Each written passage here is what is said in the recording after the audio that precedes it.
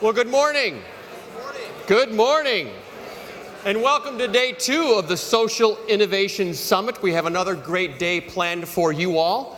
For those of you who I have not had the opportunity to meet, which is basically everybody, my name is Eric Weinheimer, and I'm the lucky guy who gets to be the CEO of Forefront. And we want to begin our time this morning by recapping some of the great stuff that occurred yesterday, because if you were like me, you were obviously just inspired by the speeches and the ideas and the insights. And so I'm going to steal an exercise that another session leader, I think her name was Tina Marie, that she did, where she asked you to stand up. And so what we're going to do to start the morning is I'm going to ask you to stand up and turn to someone you don't know. That's key, don't know. And then you're going to share the most awe-inspiring, the most dazzling moment from yesterday's Social Innovation Summit. Just spend 30 seconds and share the moment that just was like, wow, you were talking about when you got home last night. So why don't you go ahead and do that?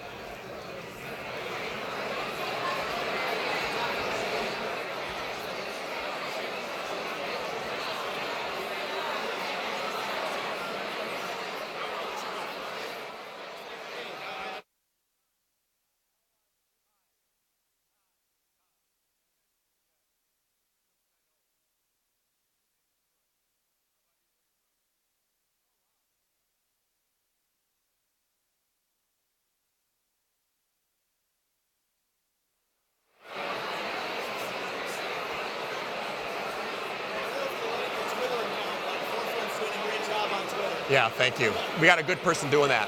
Really good.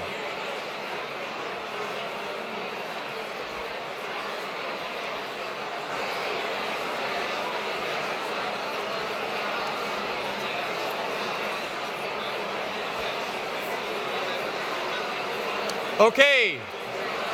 If we could reconvene, I would appreciate it. Please take your seats.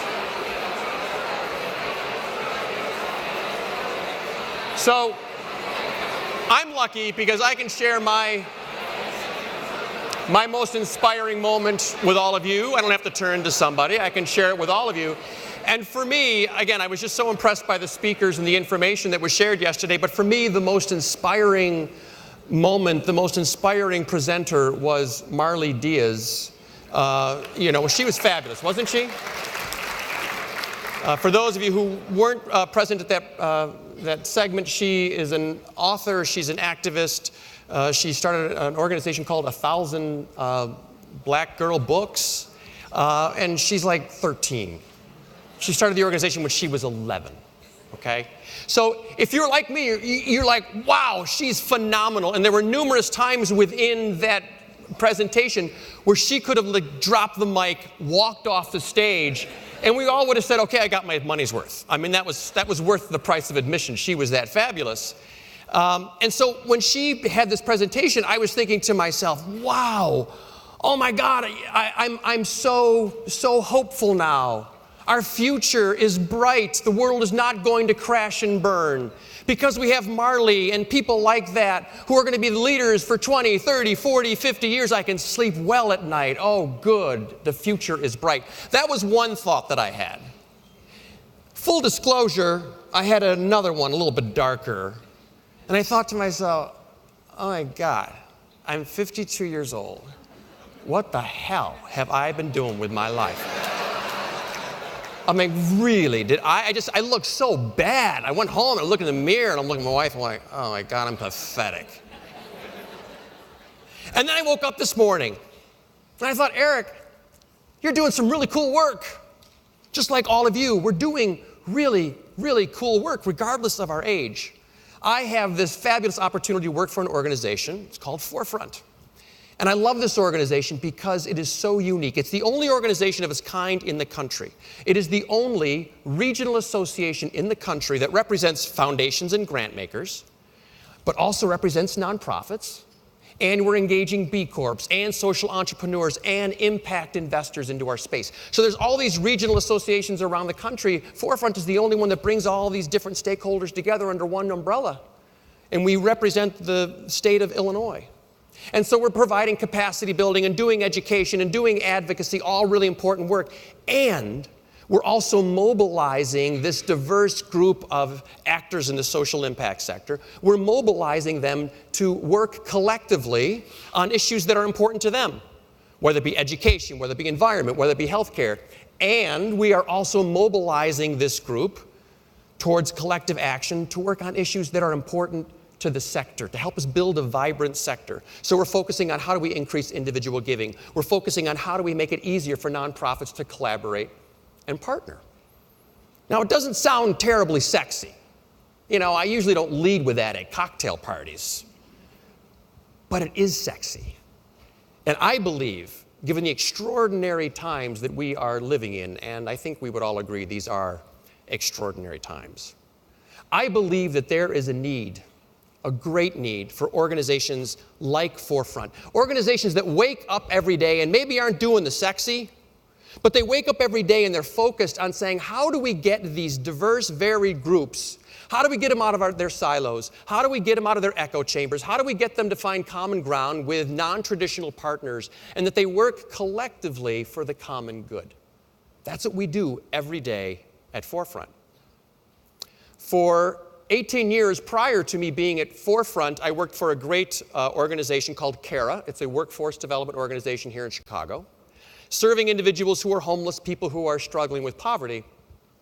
And we placed people in jobs, and we kept them in jobs, and we provided support services. And so during my time there, I had the privilege of working with so many people. We placed thousands of people in permanent jobs. We started 3 social enterprises. It was great work. But the challenge that CARA had, like so many organizations, is how do you scale?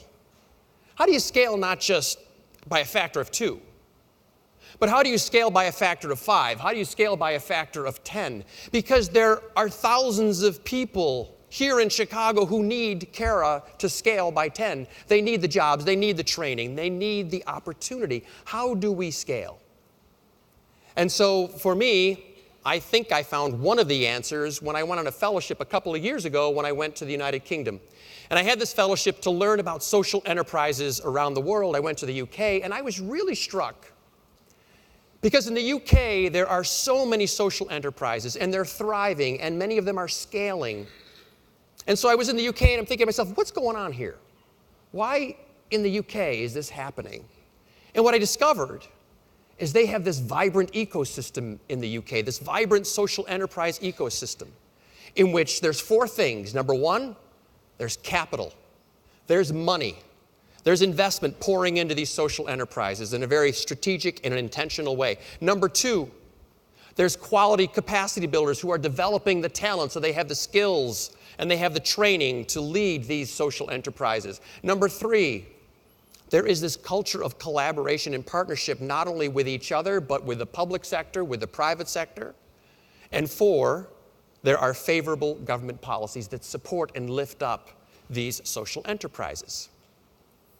Money, people, partnerships, policies. That's what we do at Forefront. We're taking that model and we're saying, we're going to do this for Illinois. We're going to create the conditions, build the ecosystem that where there's money and people and partnerships and favorable policies so these organizations can more easily work together so they can thrive and so that they can ultimately scale. That's our dream. That's our vision. It's a bold vision. It's a big vision. And quite frankly, we're a small nonprofit. But that's how we roll here in Chicago. We bask in the 80-degree sunny weather 365 days a year, as you witnessed and experienced this week. And as the famous architect and urban designer and favorite Chicago son Daniel Burnham said famously, "Make no little plans. There is no magic to stir men's blood. Make no little plans. There is no magic to stir men's blood." Well, I'm delighted to welcome 2 men to the stage who have certainly heeded the call from Daniel Burnham. And they have certainly made big plans, and they've realized those big plans, and they're creating vibrant ecosystems. They're going to tell us more about what they're doing. So please welcome to the stage Mr. Lou Raisin, who is the founder and president of Broadway in Chicago, and Mr. Howard Tullman, the CEO of 1871.